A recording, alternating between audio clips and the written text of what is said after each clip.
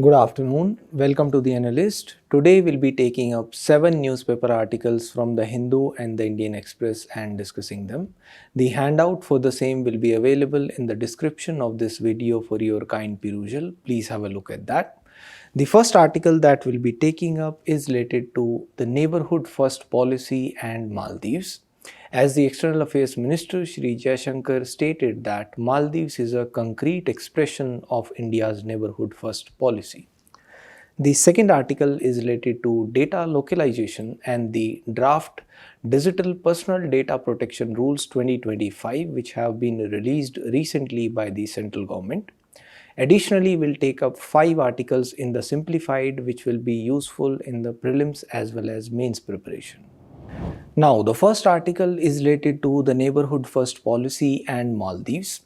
The context behind it is the statement by the External Affairs Minister Shri Jaishankar, who has said that Maldives is a concrete expression of India's Neighbourhood First policy. The two countries, they have now recently arrived upon a framework for the usage of local currencies in the cross-border trade also, that is between India and Maldives.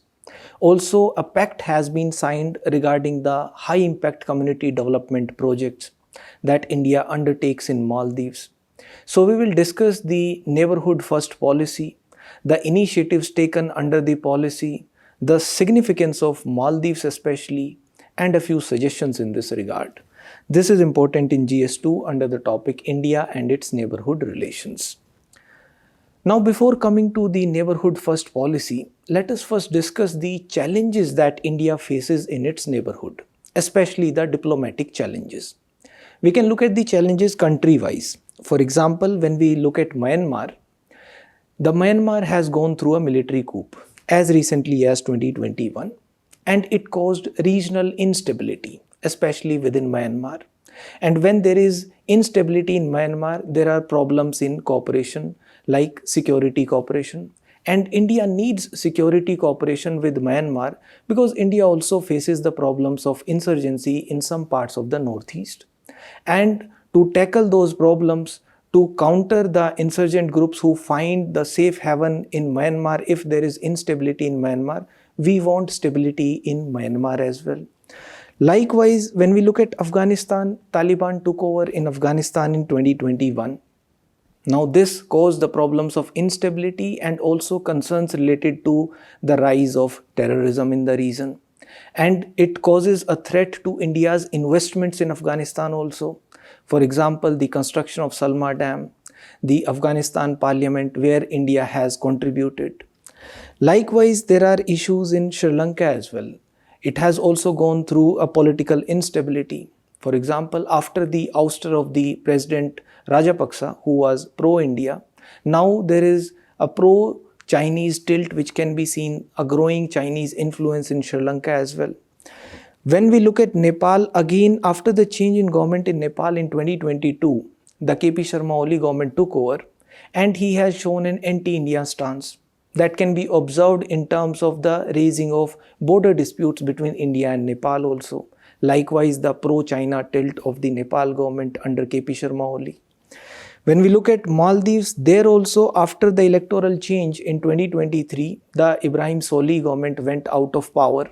Ibrahim Solih was pro-India, whereas the new president, the President Mohammad Muizzu, he was even seen to be a supporter of India Out campaign in Maldives. So that is also problematic for India. When we look at Bangladesh, that has also undergone turmoil last year itself with the ouster of Prime Minister Sheikh Hasina in Bangladesh.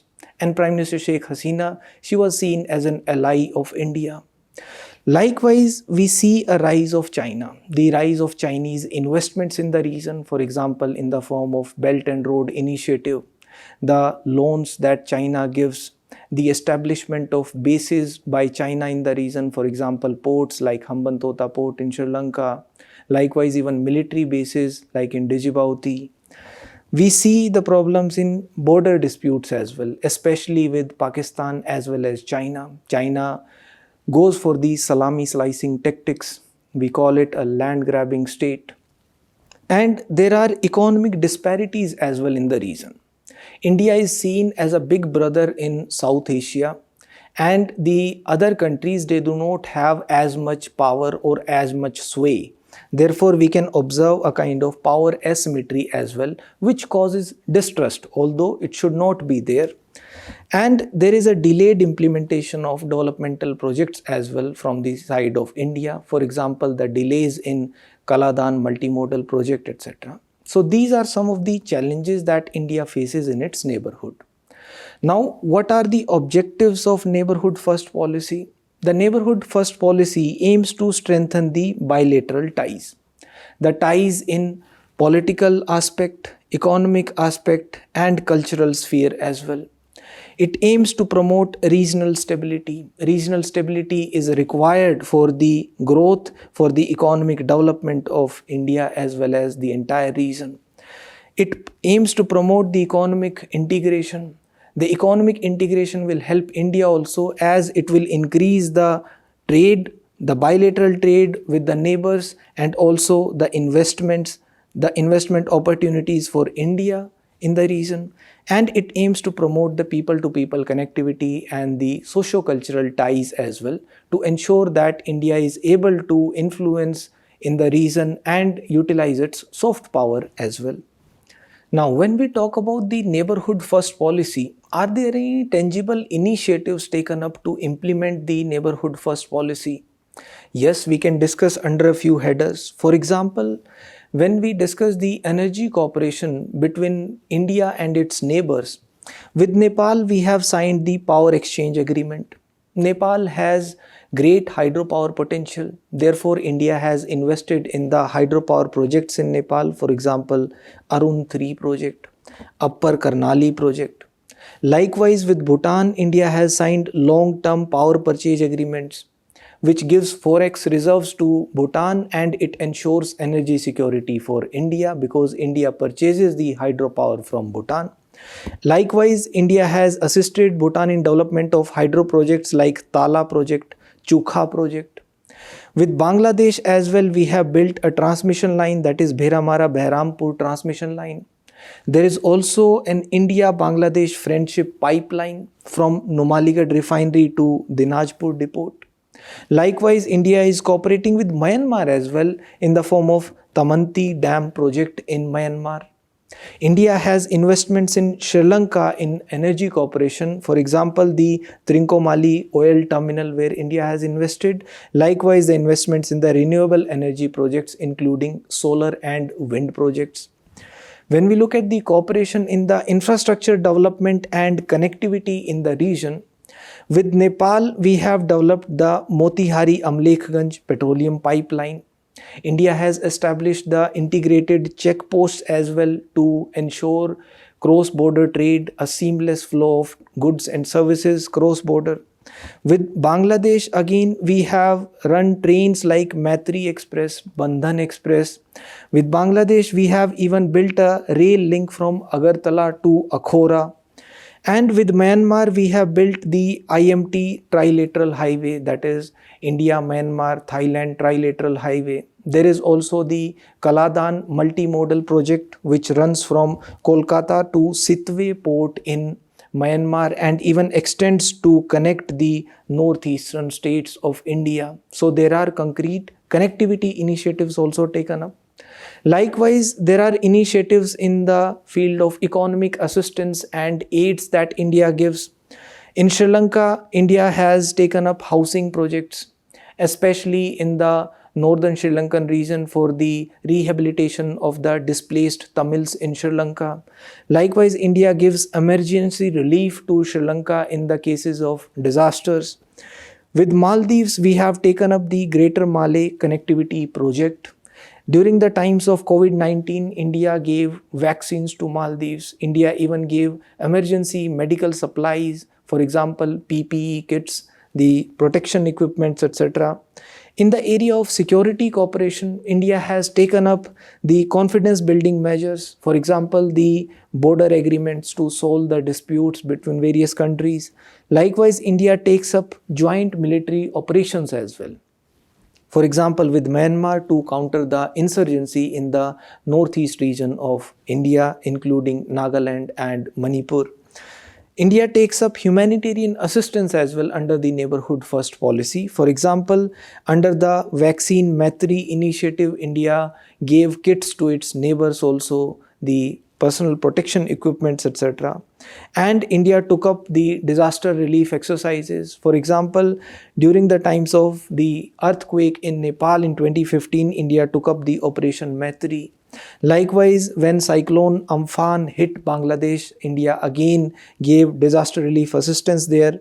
India takes up developmental assistance also. For example, in Afghanistan, we built the Afghanistan Parliament as well as the Salma Dam.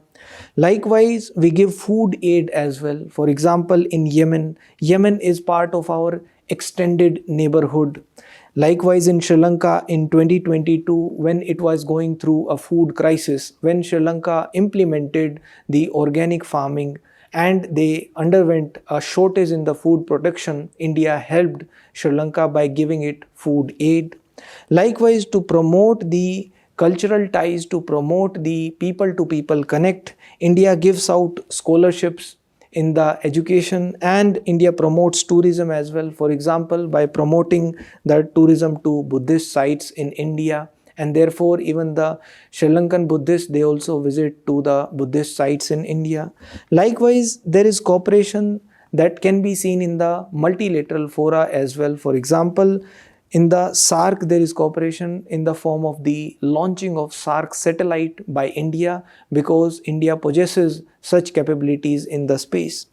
Likewise, with BIMSTEC, there are disaster management exercises that India undertakes. So these are some of the concrete initiatives that India has undertaken for the implementation of Neighbourhood First policy.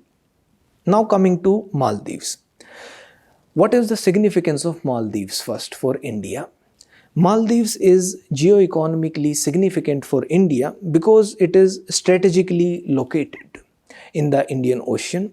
80% of India's energy needs for the imports are met through the Indian Ocean, through the sea lanes of communication which are nearby Maldives.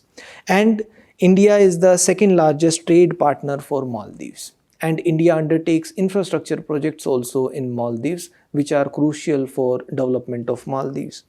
Likewise, geopolitically as well, Maldives is significant for India. For example, it is the member of the Colombo Security Conclave.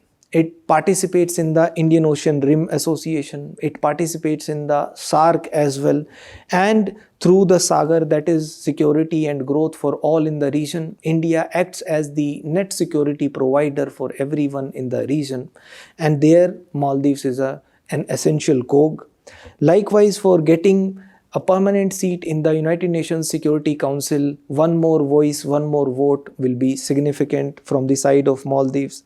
Likewise, it is significant in the security aspect as well, because Maldives can act as a line of defense for us. A line of defense against the conventional threats like terrorism, unconventional threats like piracy on the high seas, drug trafficking, narcotics, etc. Likewise, Maldives is a toll gate between the choke points in the Indian Ocean. The Indian Ocean has choke points on the both eastern front as well as the western fronts. On the western side, there are the choke points in the form of Strait of Hormuz, Gulf of Aden. On the eastern side in the Indian Ocean, there is the choke point, that is the Strait of Malacca. And Maldives lies in between both like a toll gate. And India takes up certain security exercises as well in cooperation with Maldives, for example, Ecovarine and Operation Sealed.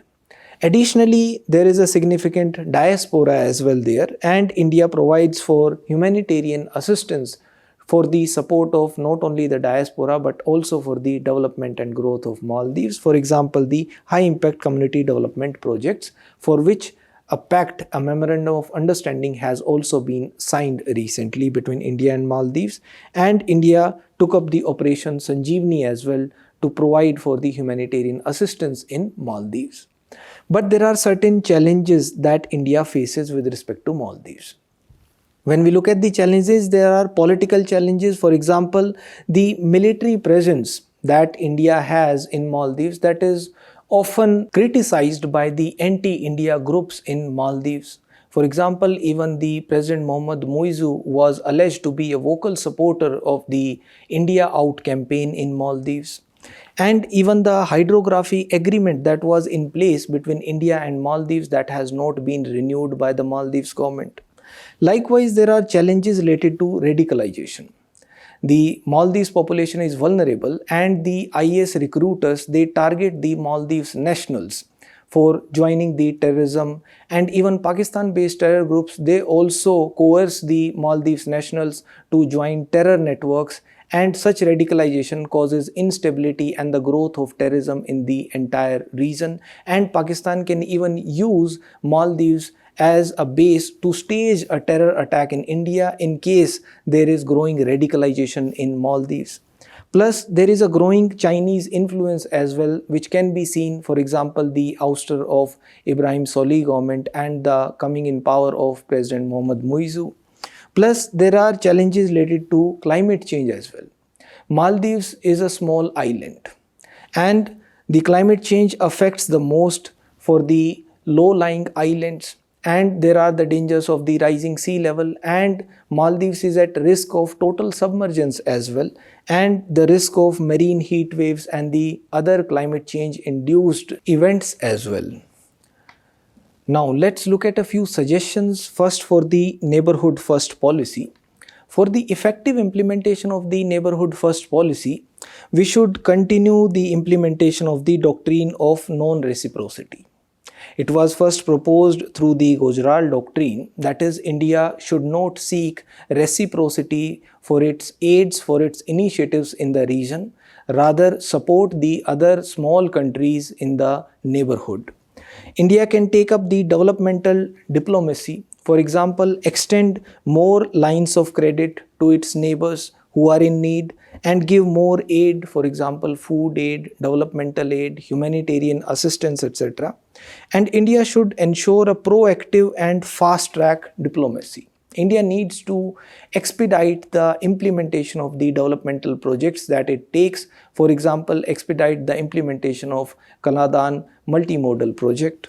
Likewise, India should not take up a big brotherly approach. Otherwise, it will scare and put a doubt in the minds of the neighbors, the smaller countries who have smaller economies than India, who look at India like a big brother. And India should exercise its soft power cautiously, for example, by promotion of cultural ties, people-to-people ties, promotion of tourism, visa liberalization, for example, tourism to the Buddhist sites, etc.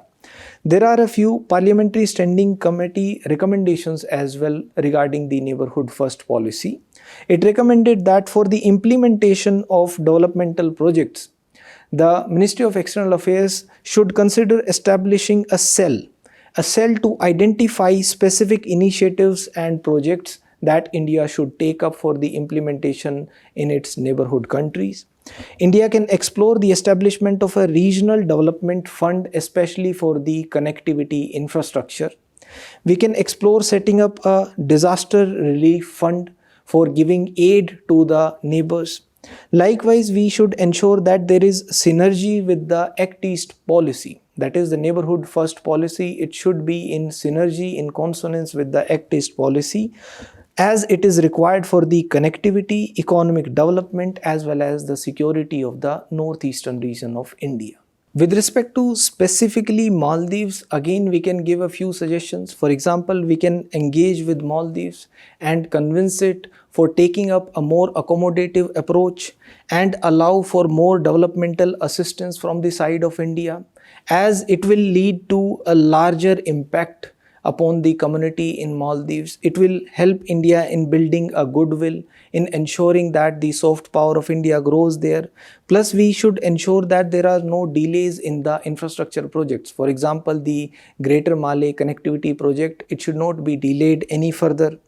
Plus, we can go for upgradation of the infrastructure in the neighboring region as well. For example, we have already commissioned the INS Jatayu Naval Base in Lakshadweep.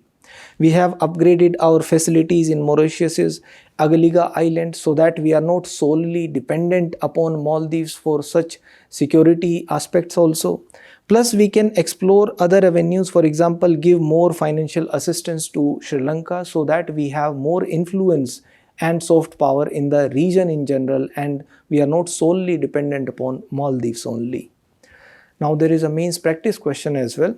Neighborhood First policy aims to strengthen ties with its immediate neighbors and promote regional stability. Discuss the key initiatives taken under this policy, particularly in the context of Maldives. Also give suggestions to enhance the effectiveness of the Neighborhood First policy in the region. Please try to write it. Now, the next article is related to data localization and the draft rules, that is Draft Digital Personal Data Protection Rules 2025, which have been released recently by the central government. This is important in GS2 under the topic governance. First, why is data important? Data is important because it is the new oil. It will be driving the economies as well. And the protection of data, it is required for the ensuring of right to privacy. Likewise, if data is leaked, it can cause the collapse of financial ecosystem as well, and it can cause even the threats to national security, etc. So the draft rules, they provide for the provision of data localization as well. The data localization, it was not there in the Act of 2023. Now it has been reintroduced. Essentially, data localization is keeping the data within the confines of a jurisdiction's territory. And before coming to the draft rules, let's understand two things: data fiduciary and data principal. Data principal is the individual whose data is collected. Any person whose data is collected, who is the owner of that data, is the data principal.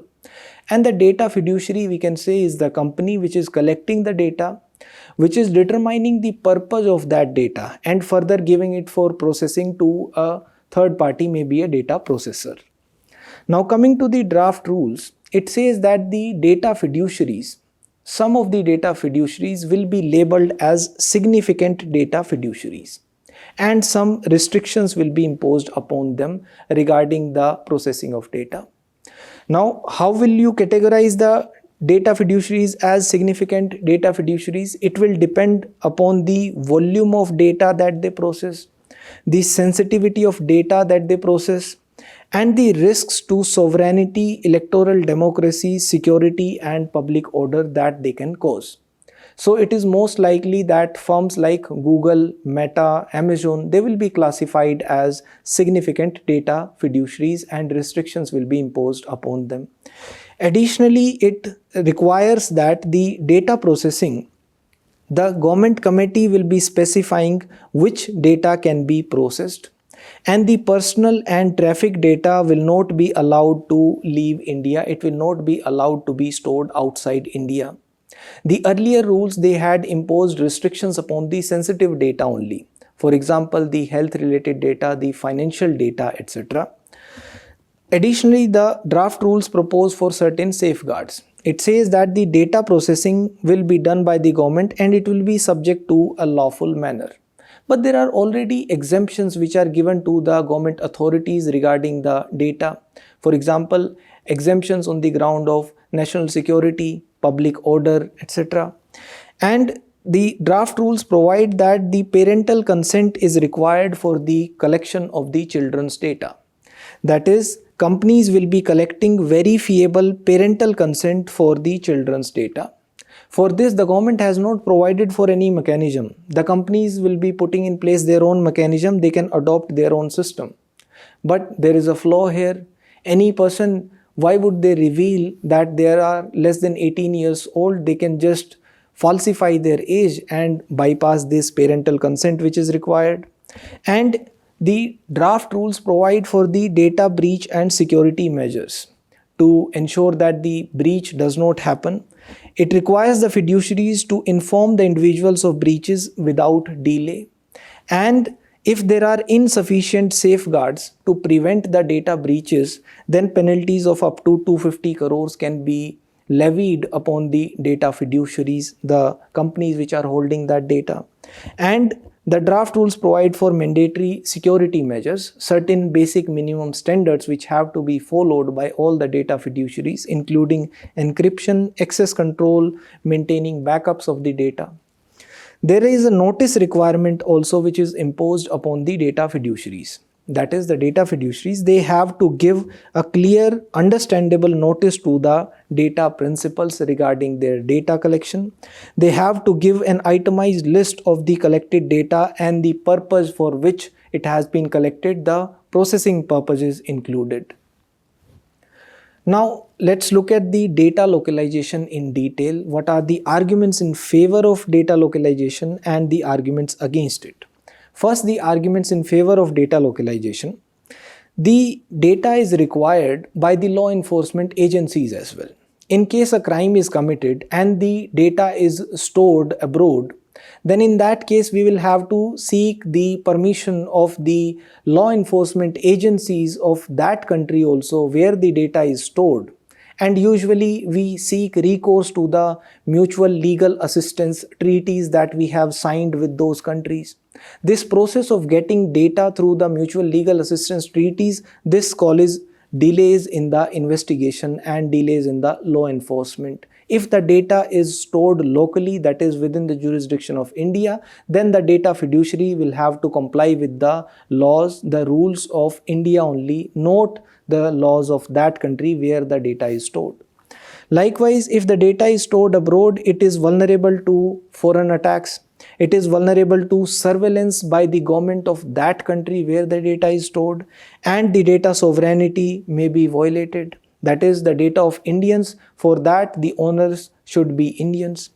And we will be able to tax the internet giants also. For example, the internet giants like Google, Amazon, they store their data, that is the data of Indians also, that they collect on the US shores, and they do not pay taxes in the Indian territory.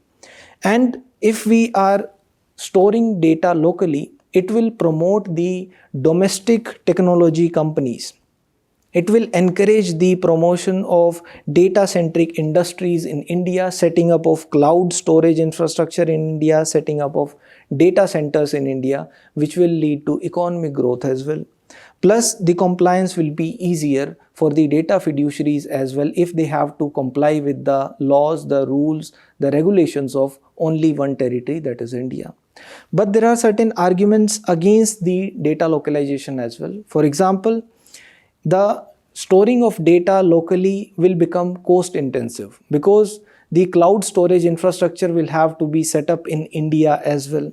And there is a possible misuse by the state that can happen. That is, the major IT companies, the internet giants, they claim that the state can go for surveillance within any country where the data is stored locally. It may cause even authoritarianism as well. And there is a risk of creating a fragmented regulatory environment in case the data is stored locally. And there is the chance of disruption of trade. That is, USA has already criticized that if the data localization norms are implemented, it will distort the trade. Additionally, there is the danger of discouraging investments by the data fiduciaries if the data localization norms are imposed upon them. It may lead to a domino effect as well. For example, today there is the contentious issue of data localization. Tomorrow issues may crop up in the form of the bilateral free trade agreements, etc. And there is no clear definition of data misuse as well. The data misuse can have different impacts. For example, from data profiling to national security, there should be a classification of misuse as well. Now, let's look at the provisions of the data protection law as well briefly. The law applies to all the data that is collected within India, whether it is collected online or it is collected offline and then digitized. It will also apply to that data which is collected outside India, but it is for the purpose of providing goods or services in India or for the profiling of individuals in India. The law also provides that consent has to be taken. That is, the consent of the data principals, that is the owners of the data, has to be taken by the data fiduciaries before the processing of the data, and that has to be done only for a lawful purpose. Plus that consent may be withdrawn by the data principal at any time.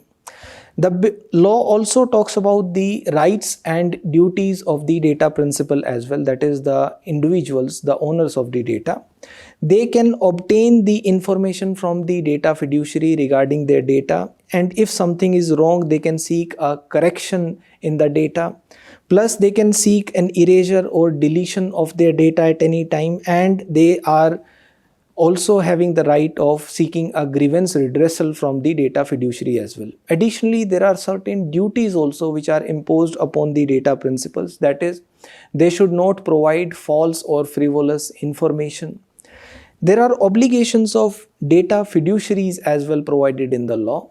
The data fiduciaries, that is the companies which are collecting that data, they have to ensure the accuracy of the data and the completeness of the data, and they have to ensure reasonable safeguards to ensure that the data is not breached, it is not stolen, and in case there is a breach, they have the obligation to inform the data principals, that is the people whose data they have.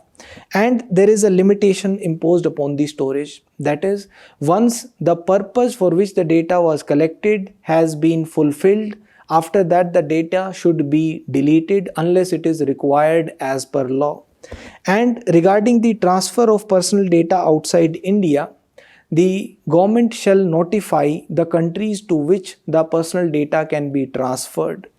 And there are certain exemptions which are given in the case of the government agencies which are processing the data. The government agencies, they can hold any data on the grounds of national security, public order. Additionally, the law provides for the establishment of a Data Protection Board of India. This Data Protection Board will be adjudicating upon any disputes. It will ensure the compliance with the provisions of this law, and the appointment of the members of the Data Protection Board of India will be done by the central government. The law also provides for the penalties as well, up to 250 crores in case there is a data breach and reasonable safeguards are not ensured by the data fiduciaries. But there are certain issues with the data protection law in India. For example, the exemptions are too wide. The exemptions to the state are on the broad grounds like national security, public order, and it may violate the proportionality principle. For example, in PUCL versus Union of India case, the Supreme Court was directing regarding the interception of communications, and the court said that there should be certain safeguards which have to be put in place before you intercept any communication. The safeguards are necessity limitation, purpose limitation, and storage limitation. That is, the data should be collected, the communication should be intercepted only if it is necessary, only if it is solving that purpose, and it can be stored only for as long as it is necessary. After that, it should be deleted. Plus, there is a differential treatment given to the private entities. There are more restrictions upon them, and the government agencies, they are having the exemptions. There are safeguards in UK. UK also follows similar exemptions to the government agencies, but there are additional safeguards. For example, the interceptions, they have to be directed by the Home Minister and they have to be approved by a judicial commissioner. Similar safeguards India can also explore.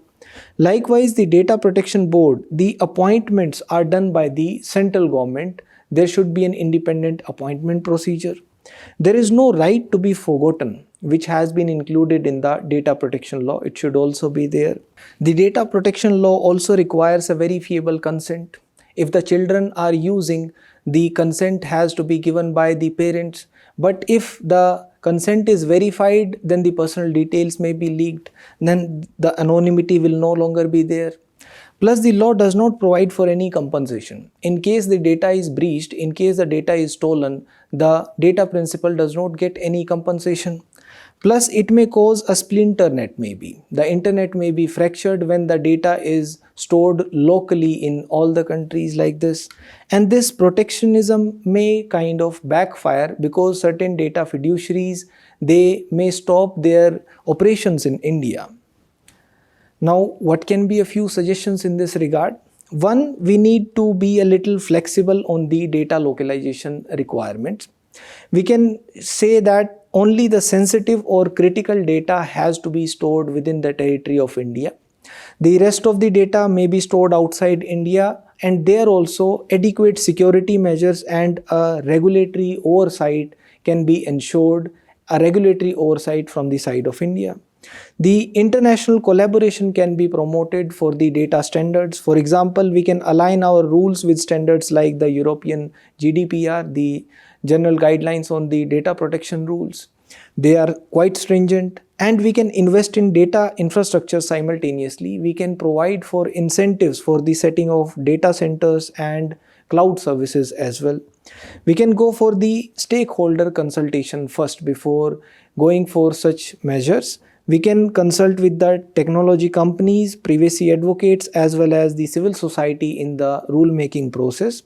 Additionally, we should be up to date and regularly review to keep up with the technological advancements and the international trends as well.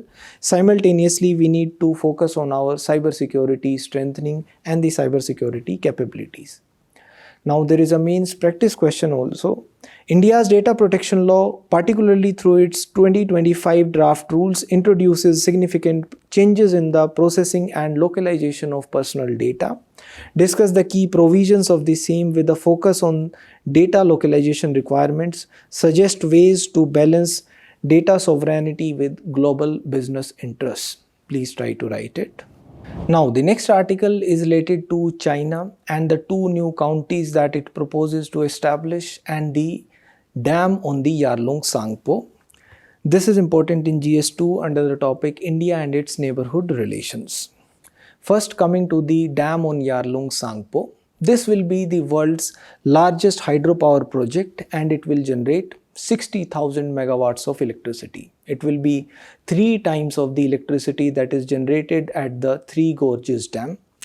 The river Yarlung Tsangpo is known as Brahmaputra in Assam, Siang in Arunachal Pradesh, then it flows through Bangladesh and finally joins the Indian Ocean.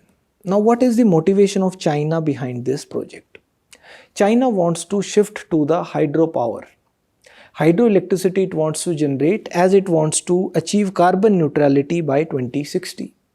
And the river Yarlung Tsangpo is ideal for the generation of hydroelectricity because the river passes through steep descents where it can convert the potential energy into hydropower. China can do that. And the Three Gorges Dam, it is suspected that it has caused a blip on the gravity anomaly maps. Therefore, China wants to invest more in the Yarlung Tsangpo Dam. But there are certain concerns due to this dam for India. One, it will have an impact on the livelihood of millions who live downstream. It will have an adverse impact on the ecology in the downstream regions because this area, it is an earthquake prone region. It is an ecologically fragile area. The entire Himalayan region is ecologically fragile. For example, in 2004, a landslide caused the formation of a glacial lake, Parechu Lake in Himachal Pradesh. And when this glacial lake burst, it caused flooding in the downstream regions. Therefore, there is the danger of disruption of water flow to India. India is the lower riparian state here, and it may cause droughts and floods in that region. Plus, there is the risk that the silt flow will be interrupted. When silt is brought by Brahmaputra, it increases the productivity of the agriculture in the region, and the interruption in the silt flow will affect not only the agriculture but also the local biodiversity. The dam will have an adverse impact on the morphology of the river. It may cause the displacement of the people living downstream due to the fear of sudden flooding, and it will cause the increased seismicity in the region, making it more prone to earthquakes. Plus, China does not show transparency. It does not consult with the downstream countries when it is taking up such initiatives, does not share data regarding water also. Now, what are the coordination mechanisms between India and China for the sharing of data regarding water? There is an umbrella memorandum of understanding on the transboundary rivers. Apart from that, there are separate MOUs on Brahmaputra and Satluj separately. The Brahmaputra Memorandum of Understanding already expired in 2023. The negotiations are ongoing. The Satluj MOU is also pending renewal, but there is a lack of data sharing commitment from the side of China. There is an expert level mechanism for annual meetings, but there are interruptions there also. Apart from that, there is a UN convention, the UN Water Courses Convention. It can act as a framework for the sharing of data between India and China, but there is no binding agreement regarding this also between India and China. Now, what can be the way forward suggestions for India? We can challenge the Chinese claims for minimal downstream impact on Brahmaputra. The Chinese claims are false. We can highlight the concerns over the environmental and geopolitical consequences. We should ask China to engage in honest dialogue. We should dissuade China from taking up such initiatives, building such dams without consulting the downstream countries. We should push for transparent data sharing, cooperation, and aligning with the international frameworks. We can elevate water security as a priority in the bilateral relations with China. Another concern is regarding the China's formation of two counties in the Hotan prefecture. This is as per the report of a Chinese news agency Xinhua in 2024 recently. The two counties are named as Heian and Hekang. They are in Indian territory. Part of that is in India's Aksai Chin region.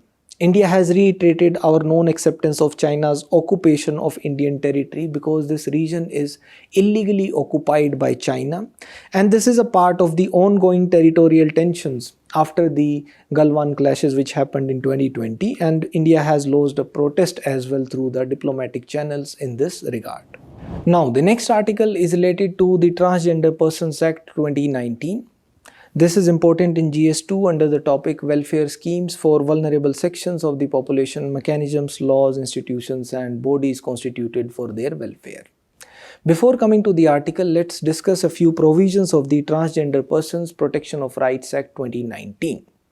This act defines transgenders. It defines transgenders as those persons whose gender does not match with the one which is assigned at birth.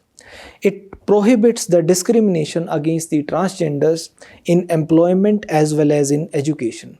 It allows the transgenders to identify themselves, allows the self-perception of gender identity, but the finality will be achieved through the certificate of identity which is issued by the district magistrate.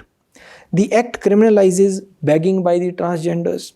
The act prescribes the offences also along with the penalties, and it provides for the establishment of a national council for transgender persons, for which the chairman shall be the Minister of Social Justice and Empowerment. What will be the functions of this national council?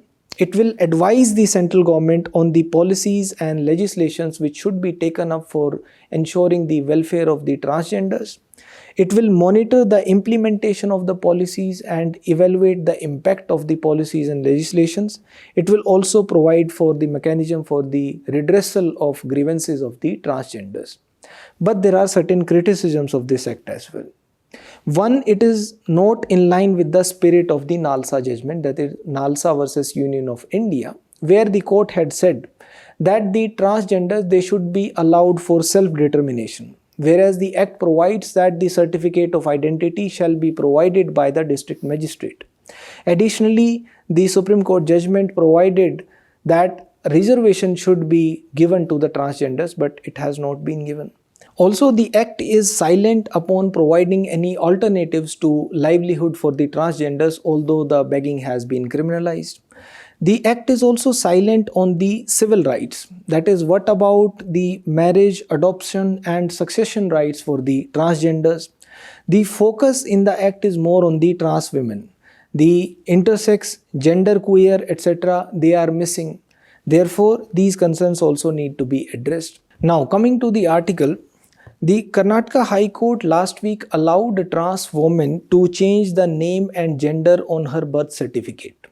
In the case Miss X versus State of Karnataka, the person was diagnosed with gender dysphoria, a condition in which a person experiences significant distress due to the mismatch in one's gender identity and sex assigned at birth. Consequently, the person underwent a sex reassignment surgery and she wanted to change her name. She was able to get her name changed on the Aadhaar card, driving license, passport, but her application to change the name on the birth certificate was rejected by the Registrar of Births and Deaths, citing Section 15 of the Registration of Births and Deaths Act. Now, this act provides that the change in birth certificate can be done only if the information is erroneous or it is entered fraudulently or incorrectly. So, the petitioner claimed that it is extremely restrictive and it is curtailing my right to life and personal liberty under Article 21. Now, here the court observed, when there is a clash between a special law and a general law, the special law shall prevail. The court said that Section 6 of the Transgender Persons Act states that the trans persons can be issued a certificate of identity as proof of identity, and Section 7 states that they can be revised if they choose to opt for a sex reassignment surgery. So it explicitly says that the gender shall be recorded in all official documents as per this certificate, and they shall be entitled to change the first name in the birth certificate and all other official documents as well. So this is in line with the settled rule of legal interpretation, which is called as generalia specialibus non derogant, which roughly translates to the special shall prevail over the general. That is, the idea is a general law shall not get in the way of a law meant to deal with a specific issue, such as the persons accused of money laundering or terrorism. If they have to fulfill a higher bar for seeking bail, then that will be followed rather than a person who is accused of an offense under the Bharatiya Nyaya Sanhita. Regarding the application process of the certificate of identity as well, there are timelines which are prescribed under the Transgender Persons Act. That is, it is to be issued within 30 days by the district magistrate after the application is filed. Now, the next article is related to the CBI and the state consent. This is important in GS2 under the topic governance. The central government can authorize the CBI to investigate in any case, but it requires the prior consent of that state, because the police and public order, they are state subjects. This is in line with Section 6 of DSPE also. Therefore, the CBI, it can investigate suo motu only in the union territories, not in the states. But if the Supreme Court gives an order, or if the High Court of the state gives an order, then no consent of that state is required. Then the CBI can investigate in any case in that state. Now, what are the kinds of consent? The consent can be a general consent or a case-specific consent. The general consent is usually given by a state that the CBI can investigate against any central government employees in case there are any corruption cases. If the general consent is not there, then the CBI has to seek the consent of the state for each case individually. For example, the states of West Bengal, Rajasthan, Kerala, they have withdrawn the general consent. And in case the general consent is withdrawn, then the CBI can't register any fresh case. It can continue investigating the existing cases, but it can't register any fresh case involving central government officials or private persons in that particular state where there is no general consent without the prior permission of that state. But there are certain exceptions to this general consent. For example, the CBI can continue to investigate in those cases where the case was registered before the withdrawal of the general consent. And it can also investigate in those cases where the case is registered in another state or in a union territory, but it involves the people which are residing in that state where the general consent has been withdrawn. Plus, it can also investigate in any case if the approval of the High Court or the Supreme Court has been sought. Now, coming to the article, the Supreme Court said that the CBI does not require the prior sanction of a state government for registering a case under a central law, under a central legislation like the Prevention of Corruption Act, against a central government employee working within that state. This was a case particular to Telangana, and Andhra Pradesh government had given the general consent, but the court here said that the legal fiction should be that the laws which were in force pre-bifurcation, they would be in force in the new state as well unless altered or repealed or amended by it. Therefore, prior sanction is not needed for the CBI. Now, the next article is related to the glacial lakes. This is important in GS1 in geography. Glacial lakes are essentially bodies of water which are originating from a glacier. They are usually formed by retreating glaciers. For example, this was the original glacier, now it is retreating. There was a depression in between and water accumulates over here and it forms a bedrock dammed glacial lake. The flowing glacier can also form the subglacial lakes. For example, the water can flow through such crevices also and a subglacial lake is formed over such a depression. And usually the glacial lakes are formed at the foot of a glacier, but they can be formed on the glacier, in the glacier, or under it as well. How are they categorized? ISRO categorizes the glacial lakes as moraine dammed lakes, the ice dammed lakes, erosion based lakes and other lakes. The dams which are usually formed by the moraines, they are usually strong, they are dense and stable, and they can hold sizable lakes behind them for years, but sometimes they can get leaky also. And if the dams formed by moraines they get leaky, then the lake slowly drains and it drains into nearby rivers, and they can also form the crucial sources of fresh water as well for the rivers. But there are certain risks with these glacial lakes. They can cause glacial lake outburst floods, and when they come they release large volumes of melt water, and these large volumes of melt water is happening due to the failure of the natural dams, the natural ice dams or moraine dams. Here is an example of another glacial lake which is formed due to ice damming. For example, the river was flowing over here and a glacier interrupts it and the ice dammed glacial lake forms. Now coming to the article, the Uttarakhand State Disaster Management Authority is developing an action plan for the comprehensive study and the monitoring of glacial lakes in the state so that glacial lake outburst floods can be avoided. And the NDMA has identified 13 glacial lakes in Uttarakhand. We want to develop a foolproof system for the monitoring of glacial lakes with various equipments like water level sensors, automatic weather stations and thermal imaging devices. Now, the next article is related to caste discrimination in universities. This is important in GS1 in the Indian society. The Supreme Court has asked the UGC to collect the data on how many central, state, deemed and private universities and institutions of higher learning have set up the Equal Opportunities Cell, which is required under the UGC regulations of 2012. That is the Promotion of Equity in Higher Educational Institutions regulations of 2012. The UGC is required to submit the number of complaints received by them and the action taken on these grievances by the Equal Opportunities Cell. The court was hearing the petitions of the mothers of Rohit Vemula and Payal Tadvi. Rohit Vemula was a PhD scholar at Hyderabad Central University and Payal Tadvi was a tribal student in the National Medical College Topiwala who committed suicide on campus due to alleged caste bias. Likewise, there was another case study of Darshan Solanki, who was an SC student at IIT Bombay who died by suicide, and his death was linked to casteist insults that he had suffered on campus.